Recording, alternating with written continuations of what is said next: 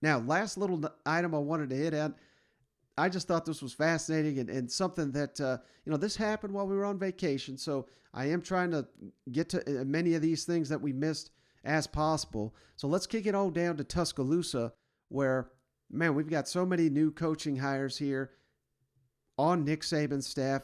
Doug Marrone, the offensive line coach, former NFL coach, back to the NFL. I think he took the job with the Raiders, maybe. I don't know. Once they leave the SEC, I don't keep track of them anyway, but that's not the important thing. The important thing is they've turned around and they've hired several new faces on the Alabama staff. And it starts with Eric Wolford, who was at Kentucky last year to be the offensive line coach to replace Doug Marrone. They hired a name all SEC fans should be familiar with, Travaris Robinson, who was at Miami last year. Now he's going to be the new corners coach. He's been at South Carolina, Auburn.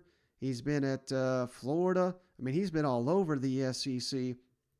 Now you're getting an experienced guy who, he was not a very good defensive coordinator for South Carolina, but if you're just asking him to coach cornerbacks, he's a Miami native. That's a key area for the Crimson Tide to recruit. He should be a hell of a corners coach for the Crimson Tide. They have also added Coleman Hutzler, special teams coordinator, who last year was at Ole Miss, and I believe he was previously a special teams coordinator of the year, according to Football Scoop. A really, really good special teams coordinator. And last but not least, Joe Cox, former Georgia quarterback, is going to be the new tight ends coach at Alabama.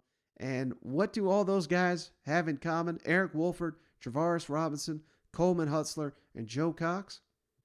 They're members of the Will Muschamp coaching tree at South Carolina. All these guys were on staff at one point or another, and I believe all of them together on Will Muschamp's staff at South Carolina, which is just bizarre that now they're all in Tuscaloosa coaching.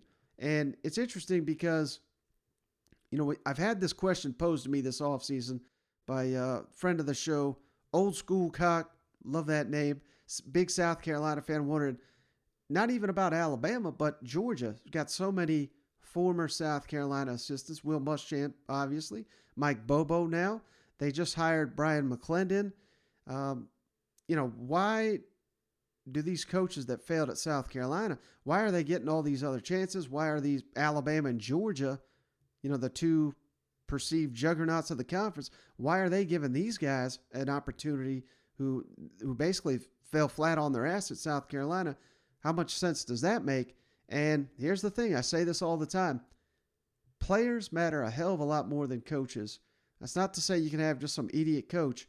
Otherwise, Derek Dooley would have been pretty good at Tennessee. But players matter more.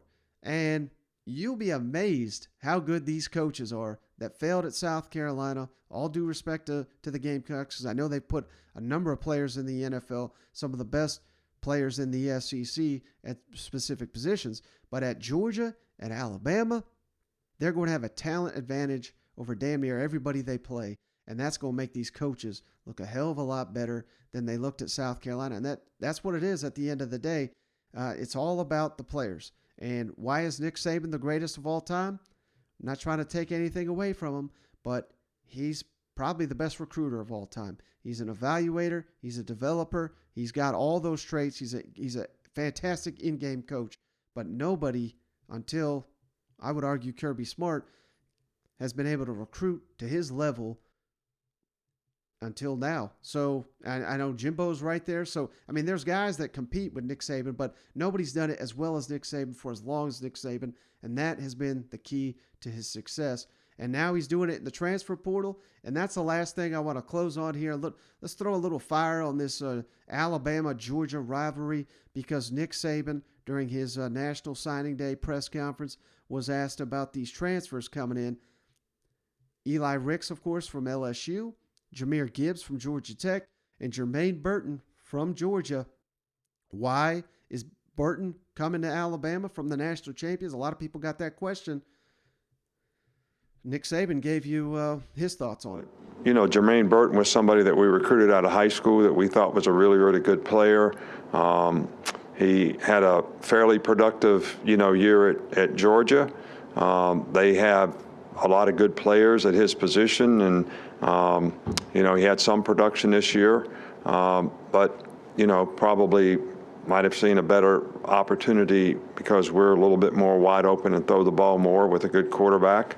That may have been his intention, but we feel like we lost both starting receivers and Slade. Two to the draft and Slade. So, to get a more experienced player that has some playing time in this league probably is a good thing for us, and we like his ability, and, hopefully he'll be able to be very productive for us. All right, so, hey, Nick Saban is not someone that's going to out here and criticize players publicly, and he may do it behind closed doors and all that. So, I don't think he was necessarily calling out Stetson Bennett or anything, or even Kirby Smart in the offense, but it is interesting.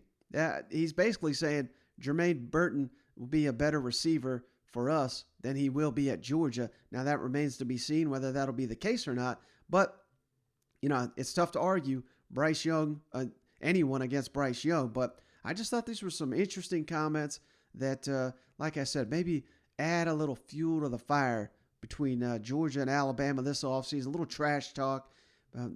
That Georgia-Florida trash talk has died down a little bit. Now we got Alabama and Georgia going at it all day, every day on the social media, and maybe this will add a little bit to that this week.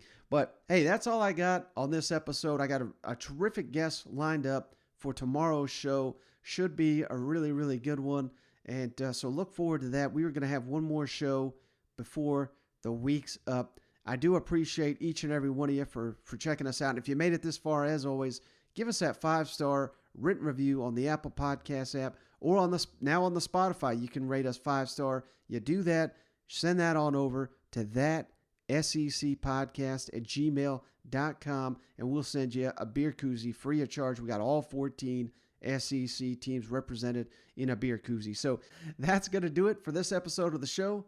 Catch you on the next one.